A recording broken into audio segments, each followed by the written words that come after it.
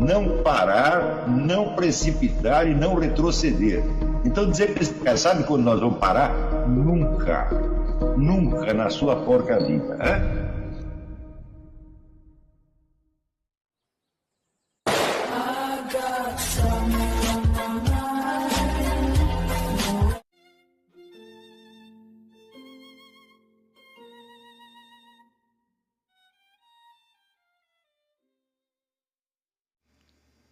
E aí pessoal, tranquilo? Então vem aqui antes do vídeo começar, pedir para vocês se inscreverem, quem não for inscrito, compartilhar, curtir, comentar. Quem puder seja membro do canal, que isso ajuda bastante. Tem também o link do Apoia-se. Quem puder ajudar nosso canal e apoiar financeiramente vai ser muito bem-vindo. Mas o mais importante é transmitir o conteúdo e os conhecimentos do professor Olavo de Carvalho para mais e mais brasileiros. Então compartilhe e ajude aí nossa causa. Muito obrigado a todos os membros, apoiadores do canal. Fico muito feliz. Tenho certeza que a gente está no caminho certo. Então fiquem com o vídeo e até mais. Valeu! O cosmos tem uma história. Isso quer dizer que ele não é uma coisa constante e imutável. Então essa expressão hábitos da natureza está lá no livro do Raimundo Royer, já haviam constatado. Nós falamos em leis da natureza, mas seria mais prudente falar em hábitos da natureza. Alguns hábitos podem durar milhões de anos e outros podem durar uma década. Por exemplo, os pássaros estão aqui escolhendo seus parceiros pela simetria e de repente eles mudaram de ideia. E não há explicação científica para isso. É claro que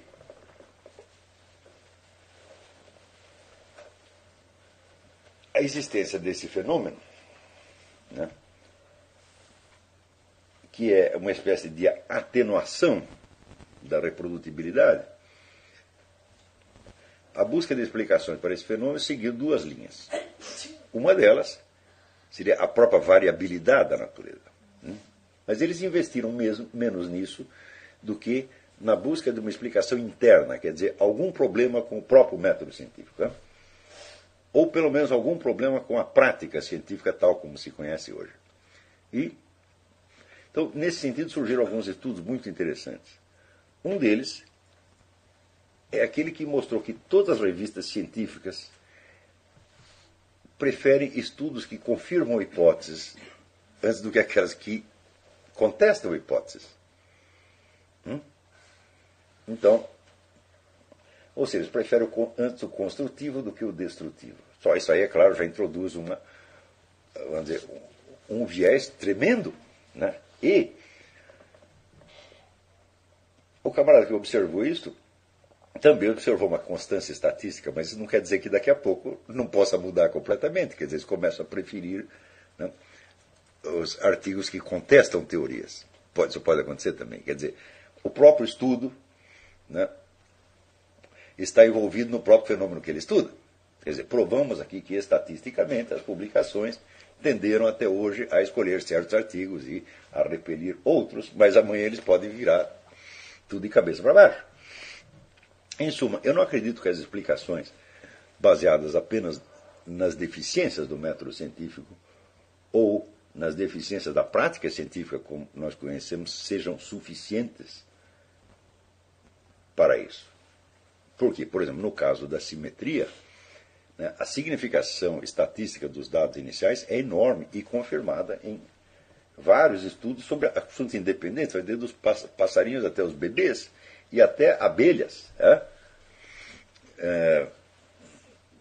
Abelhas, moscas, etc, etc. Né? Então, eu não creio que tenha havido alguma falha nos estudos e nem a intromissão de um viés editorial. Quer dizer, partimos da confiabilidade dos estudos e observamos o quê? Uma mudança dos hábitos da natureza.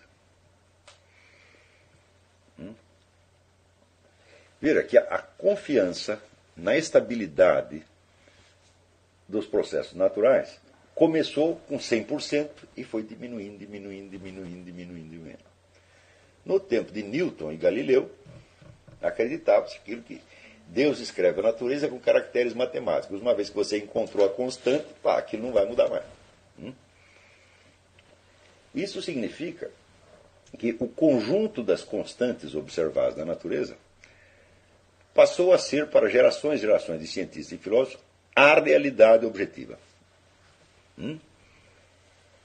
Então, a estrutura matemática do cosmos era a verdadeira realidade. O mundo dos fenômenos sensoriais continuava sendo, vamos dizer, fluido e imutável. Então, nós não vivíamos na realidade. Só quem vivia na realidade eram os cientistas que conheciam as constantes matemáticas. Então, viram que a ideia a identificação do mutável com o irreal e do constante com o real se afirmou como um dogma na origem das ciências modernas. Mas pergunto eu, o que tem a ver uma coisa com outra? Pelo fato de que uma coisa muda, ela se torna irreal, por isso, experimente, por exemplo, quando você tem uma dor, a dor não é constante. E você vai dizer que ela se torna irreal por causa disso? Quer dizer, qual é o conceito de realidade que está metido aí? Acontece que as constantes observadas na natureza por esses primeiros cientistas da Idade Moderna receberam, então, um estatuto de realidade divina. Nós podemos conceber o absolutamente imutável e eterno. Mas as leis da natureza foram aí dotadas, foram investidas do caráter de leis divinas. E, portanto, de componentes da própria inteligência de Deus. Ou seja, Newton e Galileu haviam conseguido ler a mente divina e descobriram decretos eternos da providência que estavam em atuação na natureza. Hoje nós simplesmente sabemos que não é assim. O que Newton e outros descobriram foram apenas hábitos da natureza, ou seja, hábitos bastante duráveis, mas limitados, que, vamos dizer, você observa que estão em vigor em certos campos da natureza durante algum tempo. Para que, se você sair um pouco, ir para uma escala um pouco maior ou um pouco menor, as coisas já não são assim. E até numa escala microscópica as coisas podem funcionar com uma imprevisibilidade absolutamente alucinante e até de maneiras contraditórias, como observou depois a mecânica quântica.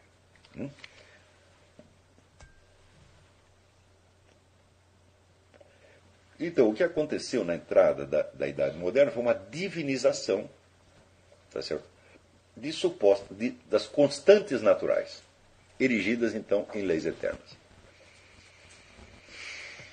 Então, à medida que se observa que essas constantes falham ou mudam, o que acontece?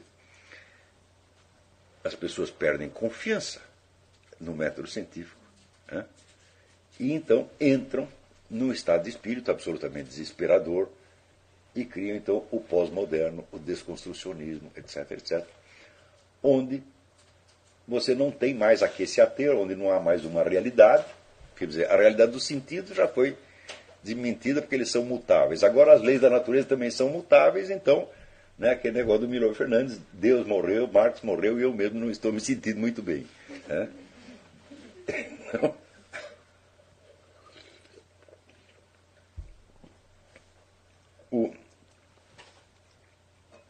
Mas é evidente que esse estado de espírito desesperado, de ceticismo, que invade, então, os críticos modernos da ciência moderna, ele tem como base justamente a confiança cega que foi atribuída ao método científico-matemático na entrada da modernidade. Para quem estudou bastante Aristóteles, essas variações todas, esses imprevistos todos, na verdade não são tão imprevistos assim, a gente já sabia que era assim. Aristóteles dizia simplesmente não é possível que a natureza obedeça sempre constantes matemáticas. Ela pode obedecer de vez em quando, mas não é garantido. Acontece que quando, na entrada da modernidade, se descobriu que a astronomia de Aristóteles tinha alguns defeitos, entre aspas, né? Eles jogaram fora a física de Aristóteles inteira, o que foi uma burrada, porque a física de Aristóteles não era uma física, era uma metodologia geral das ciências, e pior, é a melhor que já se criou, e inclusive foi curioso que na celebração que se fez de 1500 anos de Aristóteles na Unesco, eu não lembro exatamente que ano foi, eles publicaram as atas, um negócio grosso assim, havia ali uma descoberta unânime, que dizia, olha, essa física não é uma física, ela é uma metodologia geral das ciências, e é assim que tem que ser lida, e se você lê apenas como uma física, você não vai entender. Isso quer dizer que, mesmo que os detalhes físicos estejam errados, tá certo? O corpo da teoria continua. E a objeção de Aristóteles ao método matemático vem a ser confirmada pelo próprio método matemático, né, quando ele descobre coisas como a teoria quântica, a teoria do caos, etc, etc. Ou seja, o velho Aristóteles estava certo, quer dizer, a natureza não obedece necessariamente a essas constantes matemáticas, e mais ainda, ela muda. Ela é, de fato, o reino da mutabilidade. Nem tudo muda na mesma velocidade, o que seria impossível. Se tudo mudasse na mesma velocidade, não haveria mudança alguma, porque, ou pelo menos nós não poderíamos perceber, não porque nós estaríamos mudando no mesmo ritmo das coisas e não perceberíamos nada. Então, se percebemos a mudança, é porque a mudança também muda internamente e você tem vários ritmos ou várias velocidades diferentes nos vários processos. E justamente esta diferença de velocidade é o que nós chamamos mudança. Então, a definição da natureza como o mundo da mutabilidade, ela é imbatível. Ela está certíssima. E só podemos compreender imutabilidade num reino transcendente da eternidade e do infinito. Tá certo? Como é que essas coisas se tornaram, vamos dizer, invisíveis para tantas e tantas gerações de cientistas e filósofos que agora as redescobrem com enorme surpresa e alguns com um sentimento de terror ou de desencanto? Nós temos que estudar isso no próprio desenvolvimento da técnica lógica, que é uma das condições do método experimental moderno. E aí nós observamos que esse desenvolvimento foi enorme entre os séculos XII e XIV, dentro, quer dizer, do desenvolvimento da escolástica.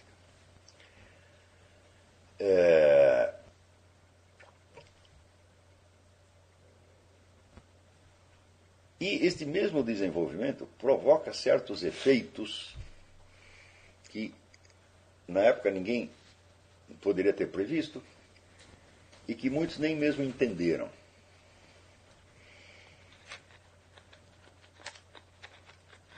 Veja aqui, o ensino medieval, ele começa nas catedrais e nos mosteiros, por volta do século XI. No século XII, este ensino, nas escolas chamadas monacais e escolas catedrais, havia chegado a uma perfeição tal que frequentemente levava o apelido de a inveja dos anjos. A característica mais fundamental da educação que ali se dava era a unidade absoluta entre as disciplinas intelectuais e a vida religiosa. Se vocês lerem o livro do Hugo de São Vítor, Didascalicon, que é, vamos dizer, a expressão escrita mais famosa desse período,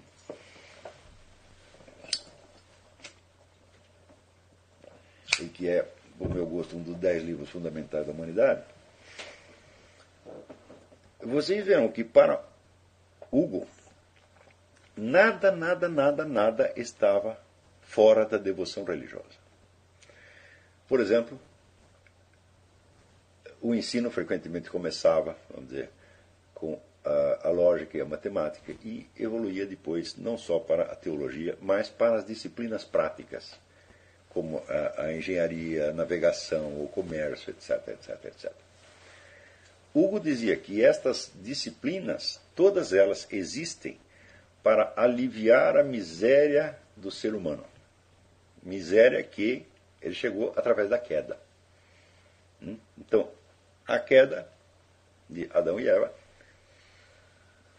havia transformado o ser humano, vamos dizer, num bichinho desamparado. Na verdade, o mais desamparado dos bichos, porque o ser humano ele nasce totalmente indefeso e para ele adquirir o mínimo de conhecimentos necessários para ele poder sobreviver, isso aí passa pelo menos uma década e meia. Quando você observa outros animais, né, você vê, por exemplo, uma leoa, os leõezinhos nascem uma semana depois já estão acompanhando a mãe e aprendendo a caçar, quer dizer, em um mês eles aprendem tudo que é necessário. Né? Outros são mais rápidos ainda. Né? Ao passo que o ser humano não, ele necessita, vamos dizer, de cuidados que nenhuma outra espécie animal necessita. E isto, vamos dizer, mostra a sua condição de miséria. Para aliviar essa miséria é que se criaram os ofícios e as técnicas. Portanto, a prática desses ofícios fazia parte da devoção religiosa. Né?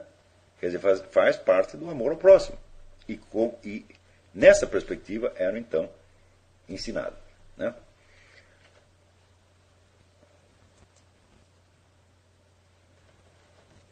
Então, até hoje, a obra do Hugo é uma grande inspiração para nós. Porque você vê, por exemplo, ali, eu estava falando da apologética, eu digo, mas a apologética não faz sentido nenhum, porque, de certo modo, tudo é apologética. Se você está estudando engenharia, você está fazendo apologética. Então,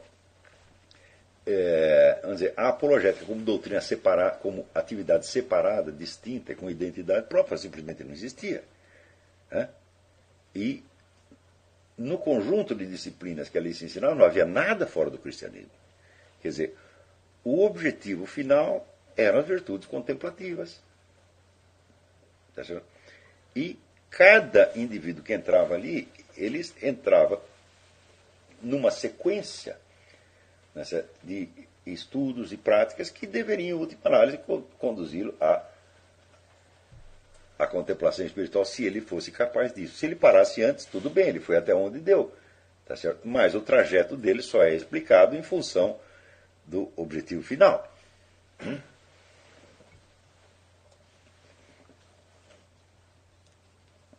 Aconteceu que em 1215, aliás, ao mesmo tempo que Hugo estava desenvolvendo isso nos mosteiros e catedrais, estavam se formando as universidades. Né? As universidades que eram grupos de aficionados que, por amor ao conhecimento, mandavam vir professores do exterior, criavam lá um corpo docente, né? E aos poucos foi se desenvolvendo um currículo universitário que era diferente do currículo das escolas monacais e catedrais, mas que aproveitava muito dele. Né? E, finalmente, em 1215, o Papa Inocêncio III publica o regulamento da Universidade de Paris e constitui as profissões universitárias. Né? Então, cria a carreira universitária. Então, o ensino universitário era basicamente orientado para a leitura e comentário de textos. Então, conforme o domínio que o indivíduo mostrasse na compreensão e no comentário desses textos, ele ia subindo, né, na escala universitária e, evidentemente, recebia os benefícios do prestígio, da autoridade, etc., etc., podendo até se transformar, vamos dizer, num conselheiro papal, conselheiro imperial, uma coisa assim. Esta ideia da carreira universitária existe até hoje. Você tem um plano de carreira. Tá certo? Na medida em que você tem um plano de carreira, o objetivo do ensino muda completamente. Porque os camaradas que no ensino monacal chegavam ao ponto mais alto, o que eles tinham virado? Tinham virado monges apenas, eles não eram nada socialmente. Né? Não havia, vamos dizer, esta identidade profissional. No momento em que se constitui o plano de carreira universitária, o objetivo muda completamente. Ou seja, o alvo da educação já não é interior, mas é obter o sucesso numa carreira. Então, a primeira mudança que se observa é que os porta-vozes desse ensino já são muito diferentes dos anteriores. Não é um monge falando para outro monge. É um professor falando a uma corporação de alunos. Então, ele está ali não como um indivíduo humano, mas uma alma cristã que está se esforçando para chegar, vamos dizer, às perfeições evangélicas, mas simplesmente ele é um papel social diante de outros papéis sociais. E o que ele diz não tem que ser provado, vamos dizer, na realidade da sua prática das virtudes cristãs. Tem que ser provado de acordo com os critérios intelectuais da corporação. Quer dizer, ele tem que demonstrar um domínio técnico do assunto e uma certa amplitude de erudição. Mas, pelo próprio fato de que as universidades tinham muito mais alunos do que as escolas monacais, a relação já não é mais de pessoa a pessoa, mas a relação entre dois papéis sociais. A partir daí você começa a ver que o domínio técnico da compreensão de textos, da análise e da demonstração lógica começa a predominar sobre o objetivo anterior, que era a conquista da virtude da contemplação espiritual. Isto quer dizer que as pessoas que mais se destacam no ensino universitário não são já necessariamente as mais virtuosas, mas são as que dominam a técnica melhor. Então, para aqueles que imaginam que, assim, que o mundo moderno é a origem de todas as corrupções e que nós deveríamos voltar à Idade Média e que tem saudades da escolástica, etc., etc., é bom lembrar isso aqui. Isto aqui, aqueles, por exemplo, que idealizam a universidade medieval, deveriam se lembrar disso. Olha, a raiz da encrenca está ali na universidade medieval. E, não por uma coincidência, aqueles filósofos que produziram ali obras de valor mais duradouro, como São Boaventura ou Santo Tomás de Aquino, embora fossem professores universitários, não eram criaturas da universidade, eles vinham do ensino monacal.